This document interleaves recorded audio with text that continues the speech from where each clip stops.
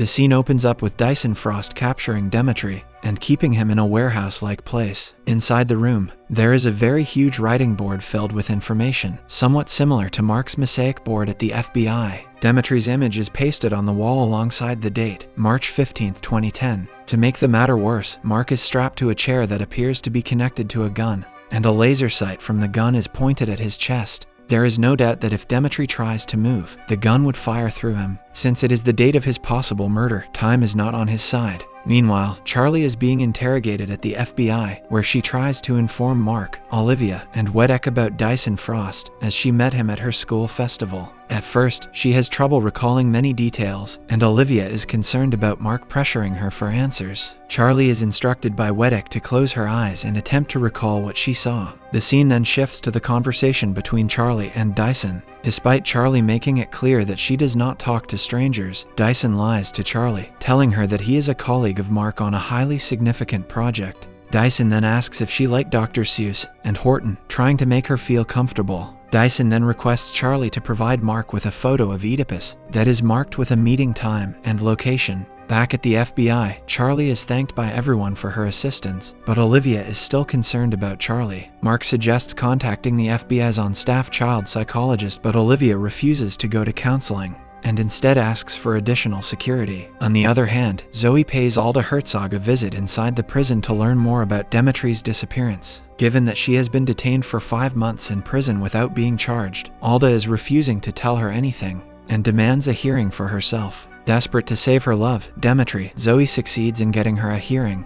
But just to be cautious, she surrounds Alda with marshals. Since Alda was reportedly a member of the group that gave Dyson Frost the order to cause the blackout, Alda wasn't the least bit concerned. 6 months prior to the blackout, one of the parties involved, who had previously been engaged in torturing Campos, and Lloyd Simcoe, persuades Alda to employ all available methods to keep Dyson under strict control. But when Alda and another party go to see Dyson shows them a recording of their discussion and boasts that he is always 6 steps ahead of them. On the plus side, Dyson tells them that they will be ready for the blackout on October 6th. One of the QEDs, the rings that had to be worn to avoid blacking out, is also prepared. At last, Dyson mentions that it will take him some time to prepare other rings. Back to the present, Demetri tries to test the limits of the rig that was holding him in place. With 6 hours to go before his death, Dyson Frost reveals why he brought Demetri with him. It is nothing personal, but he has been working on flash forwards for the last 2 decades. He also mentions that Demetri dies on March 15, 2010, along with Dyson, who is supposed to be killed by Demetri 78% of the time. Demetri is truly there for insurance because of all the possible future possibilities to keep Dyson safe. The most significant day on Dyson's calendar is March 15th, and Dyson merely wants to survive through that day. At the train station, where Dyson intends to meet Mark, the FBI is prepared with a team outside, and Janice is in a van keeping an eye on every CCTV monitor of the station. Dyson promises to arrive but instead sends a youngster to deliver a backpack to Mark, containing a cell phone and a picture of Demetri. Dyson calls Mark and threatens to murder Demetri if he doesn't complete any of the jobs he instructs. This causes Mark to flee away from the group when they can't hear their conversation. Mark is given the instructions to leave the railway station undetected, drop off his weapons and phone, and pick up a rented car in the parking lot. The only information Mark leaves the squad with is the phrases Figueroa and Pico before he drives away. Mark is dispatched to the Antelope Valley by Dyson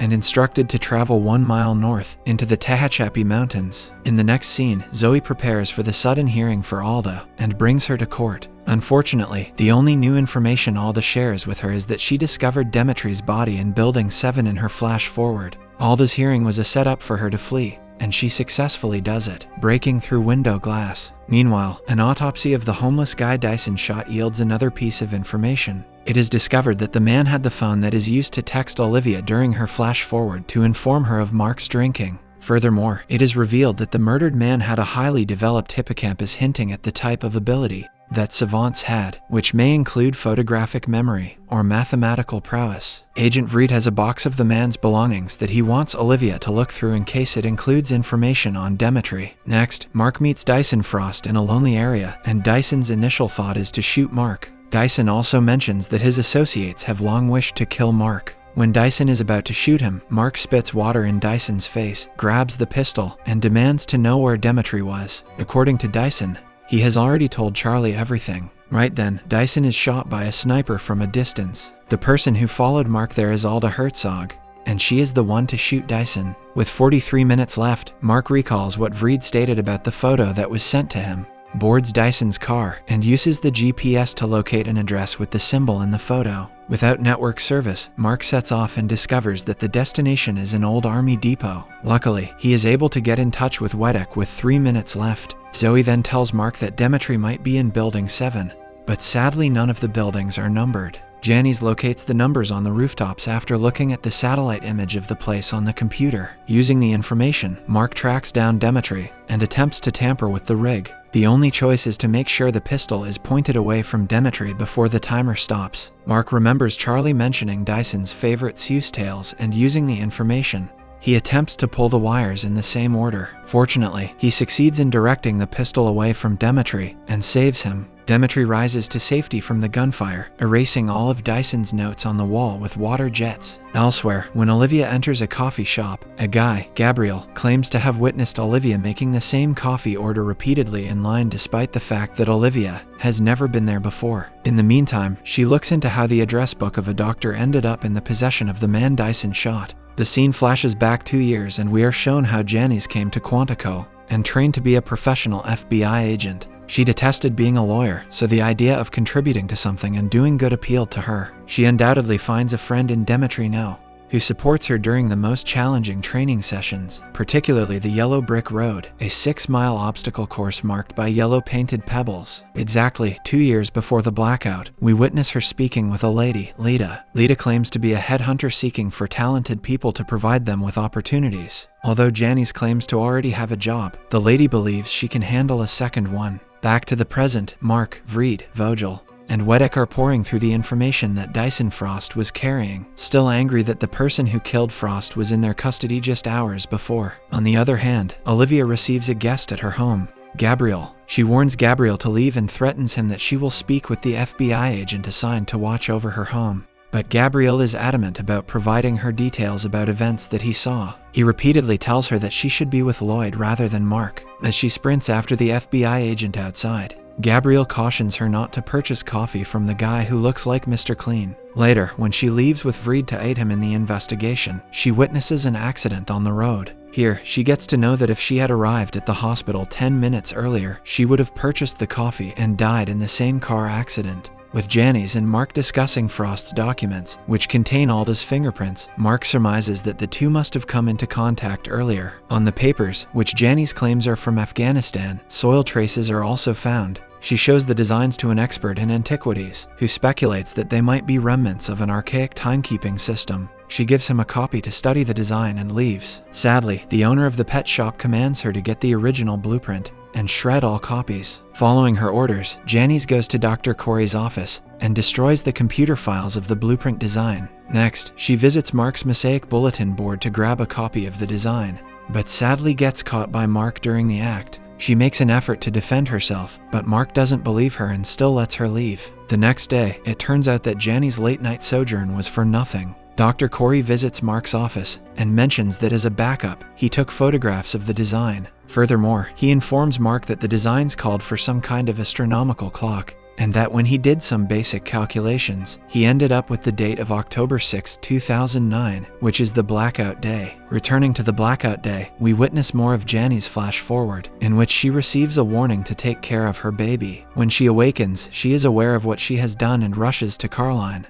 the owner of the pet shop, to explain her situation. Caroline doesn't accept her resignation and compels her to continue. On the other hand, while Aaron is attempting to blend in Kandahar, Afghanistan, a contact sent by Wedek, Malik, confronts him and warns him that he is standing out like a sore thumb. Although Aaron is not pleased, he goes out with Malik and tells him about Tracy and some of the individuals he saw in his flash forward, including the doctor who was with her. Hearing about the doctor, Malik claims to be able to direct him to his destination. They travel all night long and Aaron inquires with Malik about his flash forward. Surprisingly, Malik responds angrily and mentions that it doesn't matter to him because he has already lost his wife and children during the blackout, and that doesn't care about the future. To their bad luck, they are attacked by a group of mobs who open fires at them and kill Malik. Aaron hides until a different group comes after the mobs. Dr. Kamir, who has seen Aaron in his own flash forward, is the group's leader and he recognizes Aaron in a get-go. In the next scene, Olivia talks to Vreed at the hospital after learning that everything Gabriel had told her was accurate, including spilling the drink and attending her wedding.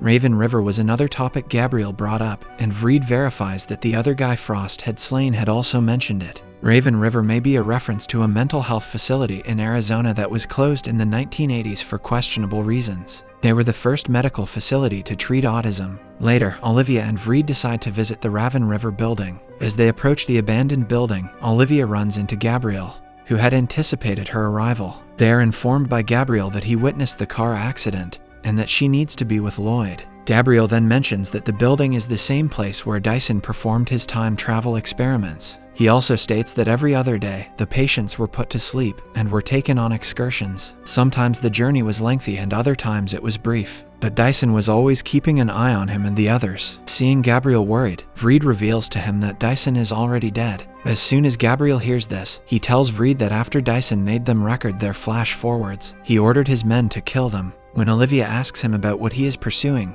Gabriel replies that he saw her in his flash forward, but always with Lloyd. The next day, Janice informs Mark that she is pregnant. She expresses regret for her recent lack of professionalism and inquires about Mark's last conversation with Dyson, where he told Mark the woman you see every day will ultimately save you. Mark then realizes that the woman Dyson was symbolizing is actually a chess piece that they seized in Utah. On breaking the chess piece, Mark finds a QED ring inside it. Afterward, Wedek, Lloyd, and Simon Campos are shown the QED ring by Mark. He plays the video of the Detroit baseball game on which Suspect Zero was seen wearing the exact identical ring. Simon describes the nature of the ring, and that the ring prevents the user from losing consciousness and causing their minds to advance into future visions. According to Mark and Wedek, the individuals who allegedly attacked Mark on the 29th were really for the QED. Rewind to when Janice met with Agent Vogel 2 years prior. Vogel cautions her that she may be a target for recruitment by enemy organizations. He mentions that the CIA is concerned about a potential event that would make 9/11 look like a minor accident. Vogel then proposes she serve as a double agent and work for their cause, to which Janice agrees. In the last scene, to make up for not following Mark to Dyson, or destroying the blueprints soon enough, the group that recruited Janice now wants her to take the QED ring from the FBI's vault. But the ring is only a part of the assignment. Carline actually wants Janice to kill Mark. Subscribe and hit that like button to help our channel grow. Turn the notifications on so you won't miss any of our new videos. Thanks for watching.